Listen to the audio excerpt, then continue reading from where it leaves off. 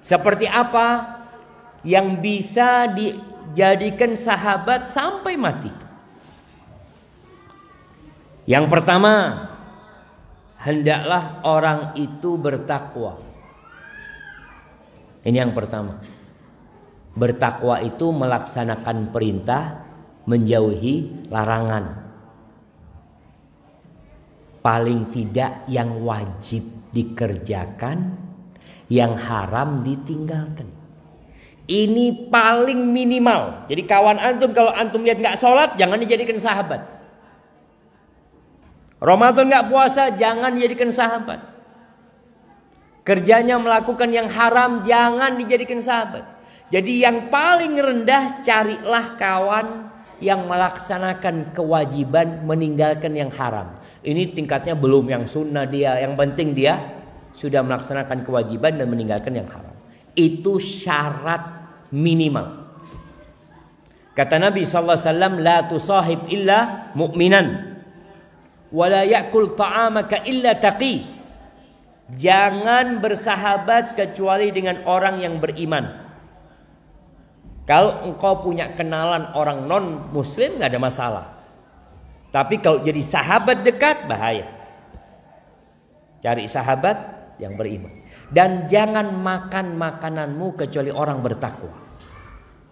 Biasanya kalau sudah persahabatannya itu dekat, kita undang orang itu ke rumah kita, jemaah. Yuk makan ke rumah. Hati-hati. Jangan mengajak orang ke rumah kita kecuali orang yang bertakwa. Pernah Hasan Al-Basri ditanya oleh seorang ayah yang mau menikahkan putrinya. Kata orang ini, aku nih mau nikahkan putriku dengan siapa sih? Apa kata Hasan Al-Basri? La tuzawwij ibnataka illa min taqi. Jangan engkau menikahkan putrimu kecuali dengan orang yang bertakwa. Kenapa? Ini kita bicara sahabat. Istri kita bisa jadi sahabat kita. Suami ibu-ibu bisa jadi sahabat itu. Kata Hasan Al-Basri, orang yang bertakwa itu in ahabbaha akramaha wa in lam yuhibbaha lam yadlimha. Kalau suami yang bertakwa itu cinta sama istrinya, niscaya dia akan memuliakan istrinya. Tapi kalau dia benci, dia tidak akan menzalimin istrinya. Kenapa? Karena dia takut sama Allah Azza wa Jalla. Maka syarat yang pertama, orang itu bertakwa. Ya, kalau engkau nggak ada, dia tutupin aibmu. Dia tidak suka menggibain saudaranya. Tidak suka mindah omongan orang. Kadang-kala kita punya sahabat kerjanya ngomongin fulan. Oh, ini belum bertakwa. Tapi carilah yang bertakwa. Taib. Yang kedua, hendaklah orang itu orang yang mudah bergaul, humble, orangnya nggak kaku, orangnya nggak temperamen, nggak marahan. Ada orang-orang yang kalau sakit hati, kita ini dalam persahabatan mungkin melakukan kesalahan.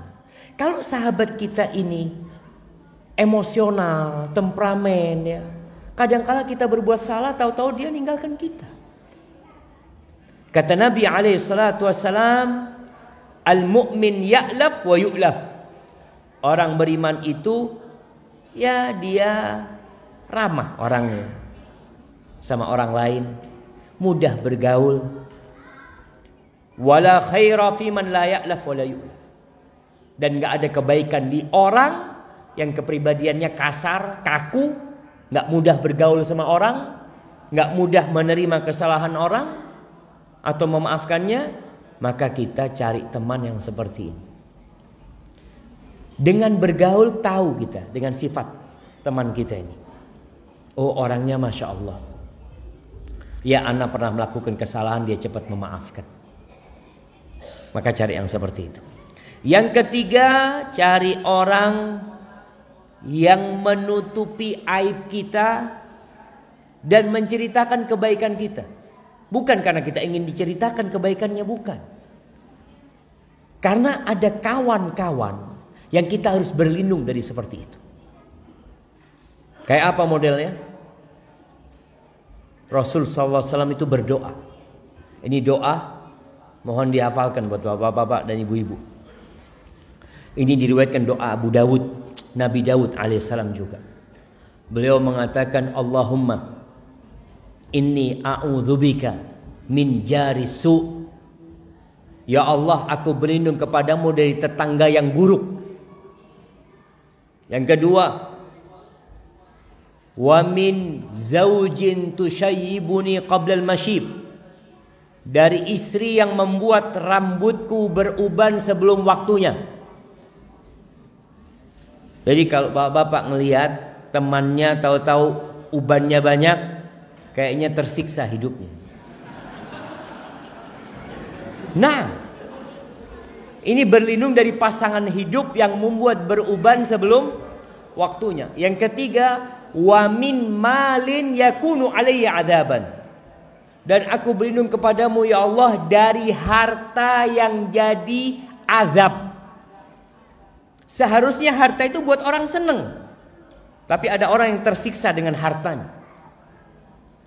Yang keempat, wa min waladin yakunu alayya rabban. Dari anak yang jadi bos atas orang tuanya. Anak yang jadi penguasa atas orang tuanya. Seharusnya yang ditaatin orang tua, ternyata anak yang ditaatin. Yang keempat, wa min khalilin makir. Dan aku berlindung kepadamu ya Allah dari sahabat yang pandai bermakar. Ainahu tarani wa qalbuhu yar'ani. Matanya terus ngawasin aku, dilihat terus aku, dan hatinya selalu memonitor dan ngontrol aku. In ra'a hasanatan dafanaha wa in ra'a sayyi'atan adza'aha. Kalau dia melihat aku berbuat baik, ditutupin kebaikanku. Tapi kalau lihat aku berbuat salah, dia ceritakan kesalahanku. Maka jangan bersahabat dengan orang seperti itu. Taunya dari mana Ustaz? Taunya tadi yang ana sebutkan. Kalau orang ini suka menceritakan kejelekan orang kepada antum, maka dia potensi menceritakan kejelekan antum kepada orang lain. Tapi kalau orang ini selalu bawa berita baik, ya Allah fulan itu kayak gini, fulan itu baik, berarti dia pun potensi akan menutupin kekurangan kita dan menceritakan kebaikan kita. Maka berlindunglah dari teman yang seperti itu. Kemudian yang keempat, sahabat ini orang yang punya kontribusi buat orang lain, bermanfaat buat orang lain. Karena ada orang yang anani, jemaah. Dia terlalu individualisme, nggak memikirkan orang lain. Kayak sekarang nih kondisi saudara-saudara kita di Jakarta umpamanya, di beberapa tempat kena musibah, ada orang yang nggak peduli. Tetangganya sakit, ada jalan rusak, nggak peduli dia. Maka hendaklah kita berkawan dengan orang yang peduli sama orang lain.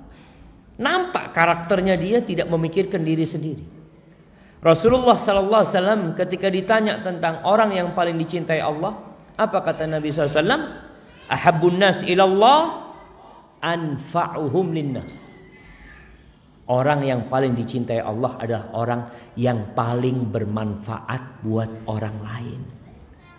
Maka antum lihat, kalau orang ini suka memberikan manfaat kepada orang lain, berarti dia tidak memanfaatkan antum. Tapi kalau ada orang yang cuma memanfaatkan, dia tidak memberikan manfaat buat orang lain, maka kita hendaklah berhati-hati. Karena ada orang-orang yang siap meninggalkan antum ketika antum miskin, ketika antum susah. Type yang kelima, hendaklah cari sahabat yang terus terang, nggak menyembunyikan sesuatu. Yang dia kalau kita salah ditegur sama dia. Ibnu Qudamah menjelaskan ada 4 hal atau 4 cara memperbaiki kekurangan diri kita. Kita ini tahu dari mana sih kita ini salah, jemaah? Dari orang lain. Makanya disebutkan di 4 hal itu. Yang pertama, hendaklah duduk dengan syekh, dengan seorang ustadz, seorang yang alim, yang tahu dengan penyakit hati. Ini tadi yang kita bicarakan. Orang itu perlu, dalam perjalanan menuju kepada Allah, perlu 2. Yang pertama, guru yang membimbing. Yang kedua, kawan yang mendampingi. Yang pertama, kita perlu cari guru. Kita tanya, Ustadz tolong kasih nasihat ana, Ustadz. Ana ini kayak gini orangnya. Mungkin Ustadz bisa kasih petunjuk. Kalau nggak dapat, karena kalau antum kerja di sini susah mendapatkan guru, maka cara yang kedua, cari kawan yang dia itu jujur, terus terang, tidak menyembunyikan. Kita sampaikan kepada dia, Mas, ana ini manusia yang penuh dengan kekurangan. Ana mohon antum mengawasi ana. Perhatikan ana.